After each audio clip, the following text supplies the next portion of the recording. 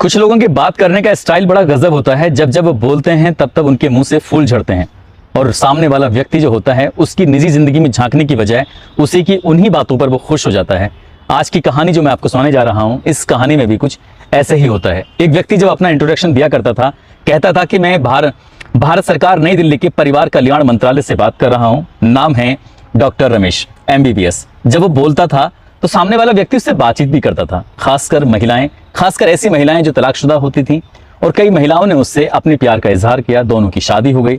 शादी होने के बाद जिंदगी ठीक ठाक चल रही थी, लेकिन वो नहीं जानता था कि उसकी जो निजी जिंदगी है, जो बोल रहा है, जो झूठ की बुनियाद पर उसने रिश्तों को कायम करने की कोशिश की है, वो एक दिन सामने जरूर आएगा। और जब उसका सच सामने आता है तो लोगों को यकीन नहीं हो रहा था कि एक व्यक्ति ने अपने आप को MBBS डॉक्टर बताया, एक दो नहीं 17 शादियां कर लेता है और 17वीं शादी उसकी आखिरी शादी बनकर रह जाती है। पुलिस उसे गिरफ्तार करती है और अखबारों के माध्यम से जब ये कहानी लोगों के सामने आती है तो लोगों को यकीन नहीं हो रहा था कि एक बूढ़ा व्यक्ति 17 शादियां कैसे कर सकता है। आदाब, नमस्कार, सत श्री अकाल। मैं उस्मान सैफी। आज की जो सच्ची घटना मैं आपको सुनाने जा रहा हूँ, सच्ची घटना है उड़ीसा प्रदेश के जिला केंद्रपाड़ा की। दरअसल एक व्यक्ति लगातार अपने घर से गायब था। उसकी पत्नी 5 जुलाई 2021 को एक थाने में जाती है, जो भुवनेश्वर का एक महिला थाना होता है। वहां जाकर शिकायत करती है, कहती है कि वो दिल्ली की रहने वाली है। दिल्ली के ही कुबेरपुरी आर्य समाज मंदिर में उसने साल 2020 में एक व्यक्ति से शादी की थी। वो व्यक्ति पेशे से डॉक्टर है, लेकिन कई महीने बीत चुके हैं, वो घर पे नहीं आ रहे हैं। उन्होंने आने का वादा किया था, कई जगह तलाश भी किया, रिश्तेदारियों में फोन भी किए, लेकिन बातचीत नहीं हो पा रही है। करे तो क्या करें। अब पुलिस के पास मामला पहुंचता है। पुलिस उस व्यक्ति को तलाश करने की कोशिश कर रही थी, लेकिन वो पुलिस के हाथ नहीं आता।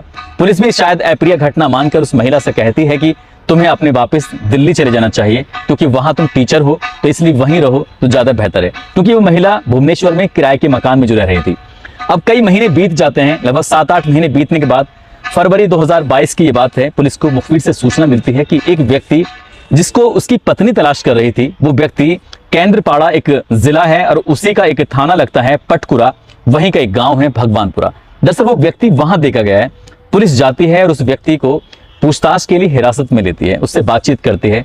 जो बात सामने आती है पुलिस की जांच में, वो वाकई हैरान करने वाली बात होती है। वो व्यक्ति बताया जाता है कि साल 1982 में उसकी शादी होती है धूमधाम से। 17 साल के आसपास की उसकी उम्र रही थी।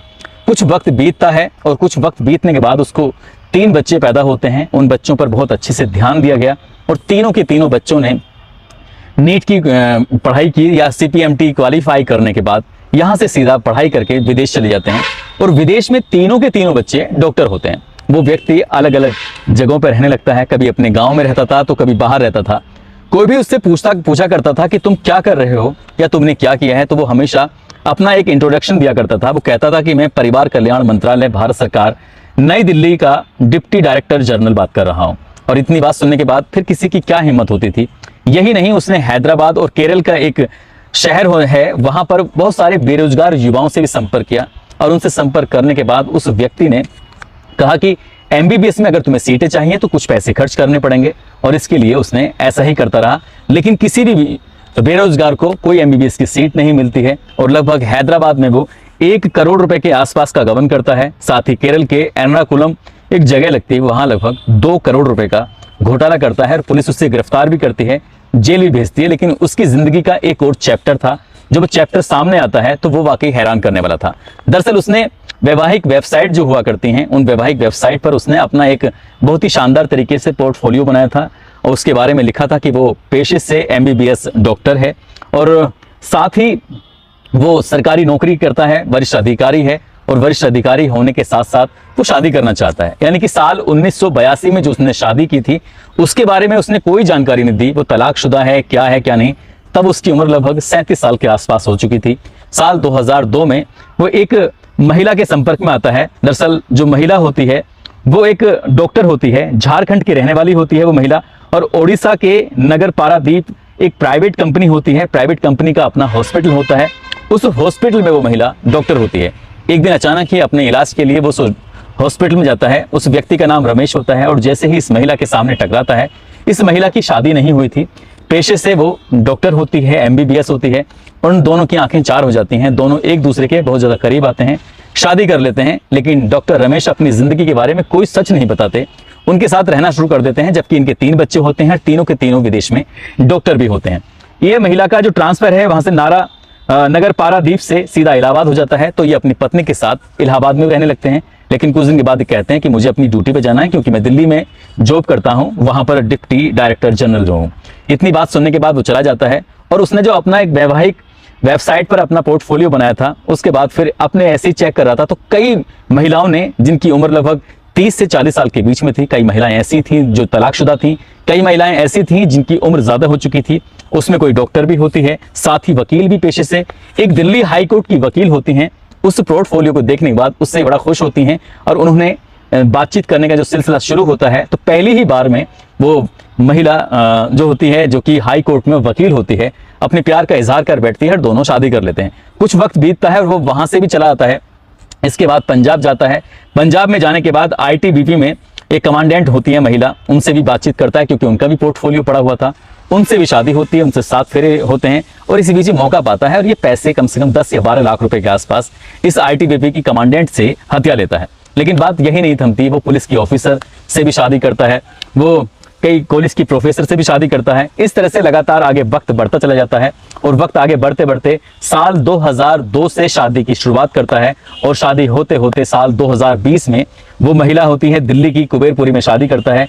इस हिसाब से उसने 1-2 नहीं लगभग 16 शादियां कर लेता है। एक बीवी उसकी पहली थी, यानी कि 17 शादियां उसकी हो जाती हैं। 17 शादी के बाद आराम से जिंदगी बिता रहा था, लेकिन जब आखिरी शादी करता है दिल्ली की एक महिला शिक्षिका से, तो वो अपनी महिला टीचर के पास, अपनी बीवी के पास उतना समय दे नहीं पा रहा था जितना समय उसे देना चाहिए था। उसकी पत्नी ने उसे तलाश करने की कोशिश की। जब वो आसपास के लोगों से बातचीत कर रही थी, जब वो इधर जो उसके रिश्तेदार थे उनसे बातचीत करने की कोशिश कर रही थी, तभी किसी रिश्तेदार ने बताया कि तुम्हारा जो पति है वो तुम्हारा ही नहीं है, बल्कि जो केंद्रपाड़ा जिला है वहां का एक भगवानपुर गांव लगता है, वहां भी उसकी बीवी रहती है, 3 बच्चे हैं उसके और तीनों के तीनों बच्चे उसके विदेश में डॉक्टर हैं। ये बात सुनने के बाद उस महिला को यकीन नहीं हो रहा था, क्योंकि उसने अपनी जिंदगी के बारे में कुछ ऐसा बताया नहीं था।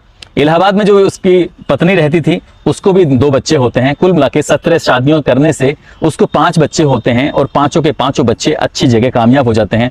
जब पुलिस उसे गिरफ्तार करती है, उसके बारे में पूछती है कि तुमने कहां से डिग्री ली, तो उसने कहा कि मैंने कलकत्ता से डिग्री ली है, जबकि उसकी डिग्री के बारे में बताया जाता है कि डिग्री फेक पाई जाती है। और 17 शादियों के बारे में जब अखबार में खबर प्रकाशित होती है, तो 9 बीवियों ने आकर पुलिस से संपर्क भी किया कि हाँ, इसने हमसे शादियां की हैं। यानी कि 9 बीवियां जब शादियों के बारे में बताती हैं कि कब कहां कैसे शादी हुई हैं, तो उसमें पता चलता है कि जो पुलिस ने अपने हिसाब से जांच पड़ताल की, ओडिशा में इसने 4 शादियां की, असम में इसने 3 शादियां की, दिल्ली में 3, मध्य प्रदेश में 2, पंजाब में 2, उत्तर प्रदेश में 1, झारखंड में 1, उत्तराखंड में 1। इस तरह से कुल मिला के 17 शादियां करता है और 9 बीवियां सामने आती हैं, बताती हैं कब कहां कैसे शादी हुई थी, कब कैसे ये गया था, किस बीवी से इसने कितने रुपए हथियाए थे। और ज्यादातर 17 के 17 बीवियों की अगर बात की जाए, पहली बीवी को छोड़कर बाकी हर एक बीवी जो थी वो कामयाब थी, कहीं ना कहीं अच्छे पैसे कमा रही थी। और अच्छे पैसे के लालच में ही, क्योंकि जब ये वैवाहिक वेबसाइट पर इनकी पोर्टफोलियो देखा करता था, तो उससे पता चलता था कि महिला तलाकशुदा है या उसकी उम्र ज्यादा हो गई है या कितने रुपए वो कमा रहा है। इस तरह की जब जानकारी ये जुटा रहा था, जुटाते उनसे शादियां करते करते लगातार आगे वक्त बढ़ रहा था और ज्यादातर महिलाओं से पैसे ऐंठने के बाद, उनसे ठगने के बाद ये एक जगह रुकता था और वापस आगे चला जाया करता था। इस तरह से करता करता, लेकिन उसने पहली जो बीवी थी, पहली बीवी को उसने कभी नहीं बताया कि उसने इतनी सारी शादियां की हैं। लेकिन जब कुछ वक्त बीत जाता है, मीडिया में खबर आती है, लोगों को पता चलता है कि उड़ीसा के केंद्रपाड़ा जिले का रहने वाला एक व्यक्ति कुछ इस तरह से काम कर रहा है, तो पुलिस ने जब कुछ और जांच पड़ताल की, उसके घरों की तलाशी ली, तो पता चला कि उसके पास से 11 अलग अलग बैंकों की एटीएम कार्ड पाए गए थे। साथ ही उसके पास 4 आधार कार्ड पाए गए थे। 4 आधार कार्ड में, एक आधार कार्ड में उसका नाम होता है डॉक्टर विभू प्रकाश स्वैन, दूसरे कार्ड में होता है डॉक्टर रमानी रंजन स्वैन, और तीसरे कार्ड में होता है रमेश, और चौथे कार्ड में उसका नाम होता है, यानी कि आधार कार्ड में उसके नाम होता है डॉन जुआन। इस तरह से उसने अलग अलग महिलाओं को, अलग अलग लोगों को अपना जो इंट्रोडक्शन दिया करता था वो नाम बदल के दिया करता था, अपनी पहचान छुपा कर दिया करता था। लेकिन जैसे ही इसके बारे में लोगों को पता चलता है, तो यकीन नहीं हो रहा था कि कोई इंसान अपनी जिंदगी में 17 बीवियों को कैसे एडजस्ट कर सकता है। कभी किसी के यहाँ 3 महीने रुका, किसी के यहाँ 4 महीने रुका। उम्र उसकी लगातार बढ़ रही थी, दाढ़ी के या फिर सर के बाल हों पूरी तरह सफेद जरूर हो रहे थे, लेकिन उसका पहनावा, उसका रहन सहन, डाई करना, और ये बिल्कुल उससे एहसास नहीं होता था कि किस तरह से उसकी उम्र बढ़ रही है, लेकिन बढ़ती उम्र का उसका पता नहीं चल रहा था, लेकिन 17वीं शादी ने उसकी पुरानी जितनी भी 16 शादियां थी सबकी पोल खोल के रख दी। और ये बात जब समाज में आती है तो लोगों को यकीन नहीं हो रहा था। दोस्तों, इस पूरे घटनाक्रम को सुनाने का उद्देश्य किसी को परेशान करना नहीं है, किसी का दिल दुखाना नहीं है, बल्कि आपको जागरूक करना है, आपको सचेत करना है। और जाते जाते आज विशाल तिवारी हैं, साथ ही प्रहलाद कुमार हैं, आज इनका जन्मदिन है। इनको जन्मदिन की बहुत सारी शुभकामनाएं, बहुत बहुत मुबारकबाद। साथ ही साजिद अली, आफ्ताब अहमद अंसारी, ब्रजेश कुमार, महबूब आलम, कामिल मलिक, विनोद कुमार, फखरुद्दीन, संजू कुशवाहा, रिंकू यादव, मोहम्मद शहजाद, कमला राजपूत, फिरोज जो कि अलीगढ़ के रहने वाले हैं, इन लोगों ने नाम लेने की अपील की थी। आप सब लोग अपना ख्याल रखें, सुरक्षित रहें। जय हिंद, जय भारत।